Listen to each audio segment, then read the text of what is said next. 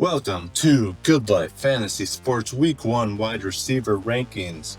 While you're here, like the video, subscribe to the channel, it'd be appreciated. I'm about to go through my top 35 wide receiver rankings for Week 1. Here we go. Starting out at number 35, we have Michael Pittman Jr. going up against the Miami Dolphins. When Anthony Richardson isn't the quarterback, Pittman has much better results. So we're going to see if Pittman can build some chemistry with Daniel Jones, the new starter for the Colts. And hopefully he can regain some of his former top form that he had a few years ago. Number 34, Jacoby Myers going against the Patriots.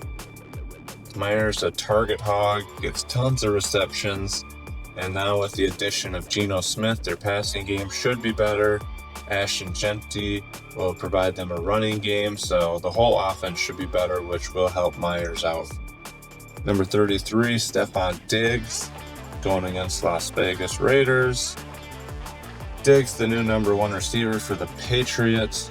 I don't love their other receiving options. Drake May, I'm high on this year. They've added some linemen, and their offense should be a lot better than the past, and with Diggs leading the charge on the receiving core. So he comes in at 33. Number 32, I have Calvin Ridley.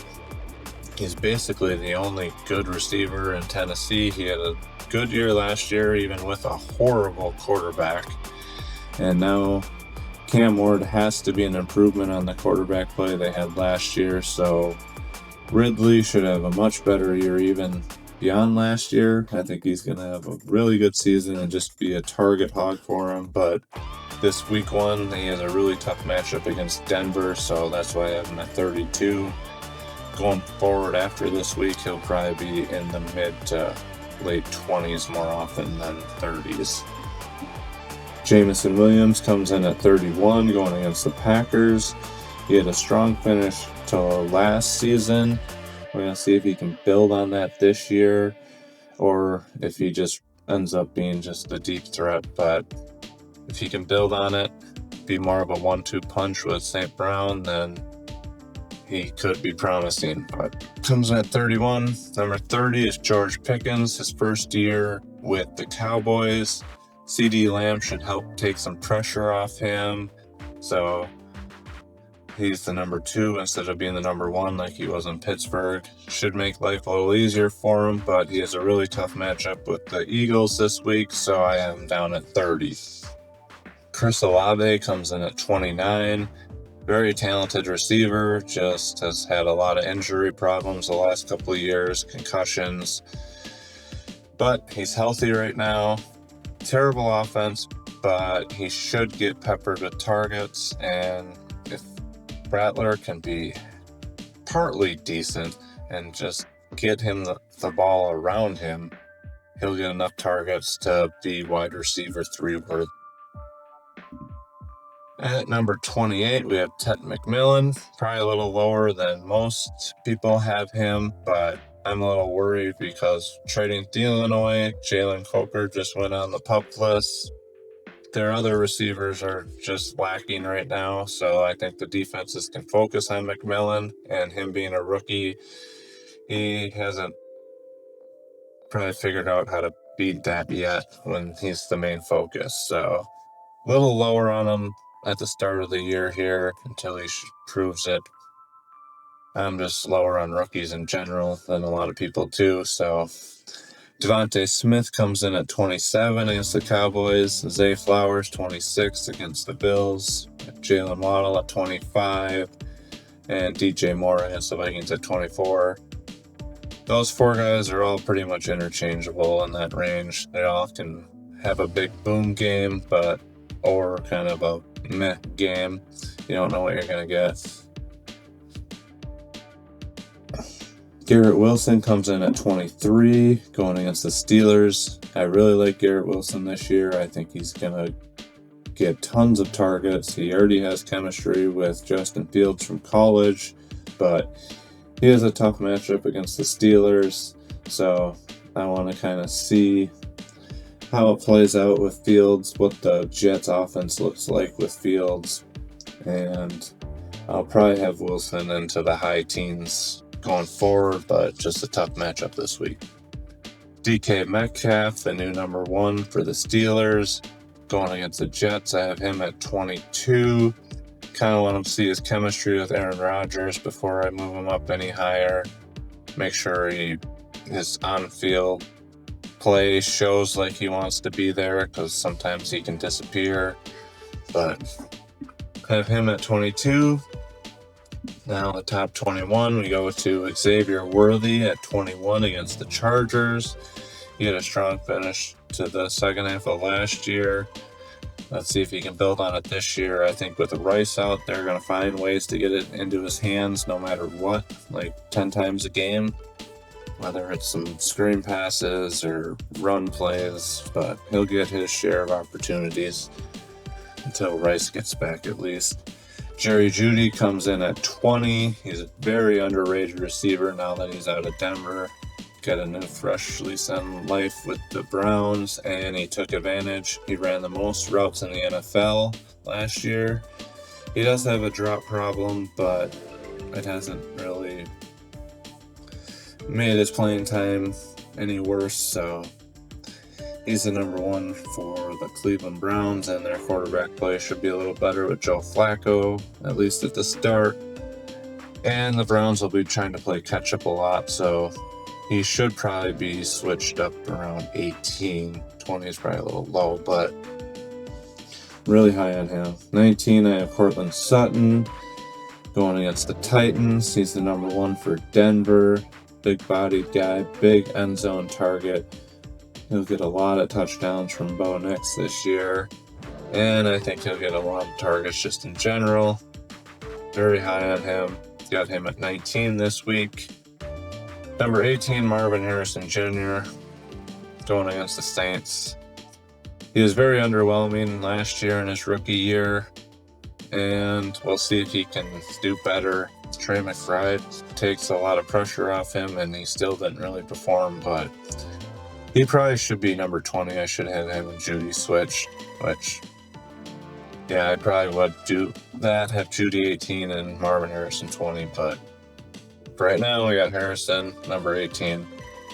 Number 17, Terry McLaurin. He just got a big new contract, so time for him to show it on the field. Number 16, Tyreek Hill.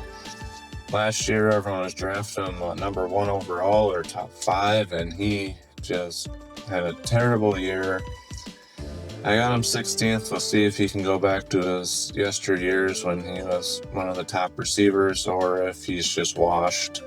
This week will show a lot of this Dolphins offense, which has lots of question marks. Number 15, T. Higgins coming in. The end of the season last year, both him and Chase were basically getting each a touchdown a game, and both coming in as wide receiver 1s. So I got him at 15 against the Browns. The only concern is if the Bengals get up ahead by multiple touchdowns and they just stop passing.